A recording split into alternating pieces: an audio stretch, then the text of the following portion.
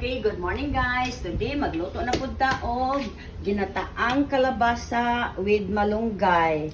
Okay, so mo atong kinahanglanon, asin, black pepper, pork cubes, malunggay, and coconut milk, and then pork para subak, and then squash or kalabasa and then ginger, tomatoes, spring onions, and white onion. Ito sa ni kanang pa lutoon ang subak.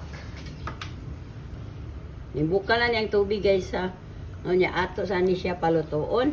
Unya ilunod na to ang mga lamas. Nya ato timplahan og asin. Kay butang ang pork cubes guys. Unya og black pepper.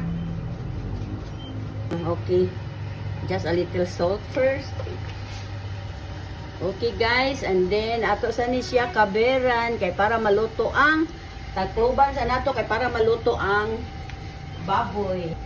Okay, and we'll be right back. Guys, so naluto na ang pork. Tenderloin man ni guys, nya humok ra kayo ni dali ra maluto. So sunod ato na po dibutang ang kalabasa. Unya ang coconut milk. Okay. So, look at that one. Oh, it's super yummy na. So, ato sa ni palutoon ang kalabasa. Ato sa takuban para maluto ang kalabasa. Luto na ang kalabasa, guys. So, ato na ilunod ang kalamunggay. Malunggay.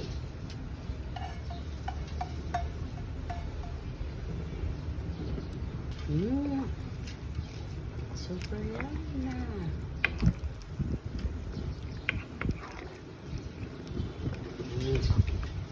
Okay guys, it's super yummy na. So if it is salty or need to add salt. Okay, I think it's enough already, so we don't need to add salt anymore. So that's our ginataang kalabasa with malunggay. It's super yummy guys, and it's very tasty. Okay, it's already cooked guys.